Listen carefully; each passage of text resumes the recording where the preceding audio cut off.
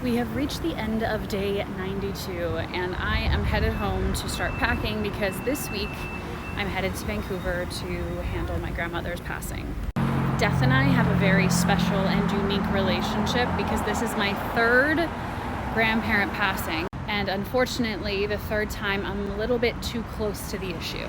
When my mom's parents passed, she was the executor of their wills, so I became her emotional support. Little did we know that my dad was also the executor of his mother's will. And because I have the most experience, I can kind of cut down the emotional drama that comes with it. But that doesn't mean that it's not an exhausting process for me.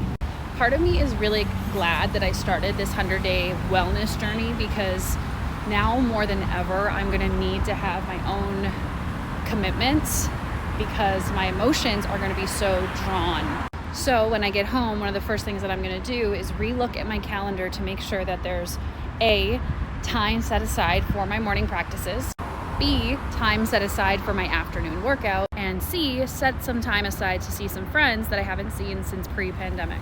And all three of these things are extremely important when you're dealing with emotional experiences, breakups, passings. Because they're already such an emotional, volatile time, you can risk getting run over by your own emotions, which basically means you screw yourself in the long run because you're too under-resourced to continue maintaining whatever the emotional experience is. This is why people get stuck in grief cycles. They don't move through their emotions of heartbreak and they never move beyond whatever has taken place. Now, what makes this whole situation a little bit more complex is that my relationship with my grandmother was also complex.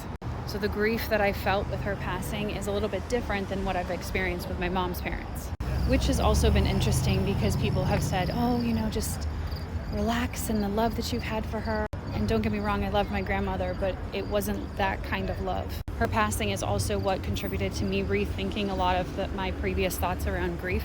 And pre-warning, this week's set of videos may likely be on this topic a lot, just because we are going to be sorting through her house and getting rid of things. And also, I'll be with my dad, who will be processing his emotions of his mother passing. It was just going to be a lot. But the reason why it made me reassess my thoughts on grief is because I had never heard someone talk about the complexity of grief before. There was always the story of grieving for things that you really, really felt deeply for. But like I said, my relationship with my grandmother wasn't like that. And so I had this bizarre experience where I'm so sad that, she's gone. To me, she was so young. And at the same time, I have my memories with her. And there's not a whole lot of yearning for more opportunities to build new ones.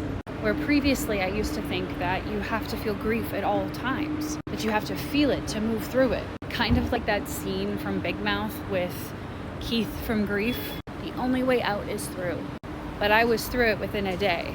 And immediately I started feeling guilty for having gone through my grief so quickly. That's when I called my dad and said, hey, I just want to talk to you about this because it's a very strange and bizarre experience I'm having. And I told him that I wasn't feeling the same kind of grief for his mom that I had felt for my mom's parents. And he understood.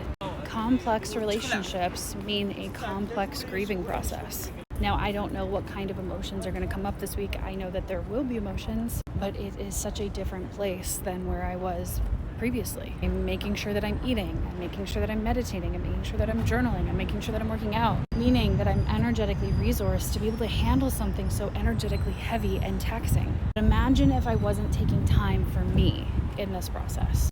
Imagine I wasn't taking care of my body, I wasn't taking care of my mind.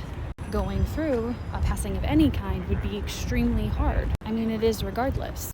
But taking care of my wellness in different ways means that I'm far more capable and resourced to do so. But of course, we will see how tomorrow kicks off. Because while I fly at 8 a.m., somewhere in there, I need to fit in a workout, going to the lawyers, coaching a client, doing my regular practices, and still moving through whatever comes up. In fact, earlier today, I had the thought about how I had created a business that would allow me plenty of space to grieve. But with my father's mom passing, my business actually wasn't ready to handle it. Meaning I've had to process emotions while also letting go of my business, while also trying to figure out my next move in life. It's like all things happened all at once. Fucking Murphy. But I'm also okay. I'm not elated. I'm not ecstatic. I'm not bouncy and joyful, but I'm okay. And thankfully, I have these cornerstone practices for myself so that I can stay as okay as I possibly can through this upcoming week. And so, heads up, if you're not a fan of grief, maybe avoid the next 5 or 6 videos. Just skip on past them and go into the following week.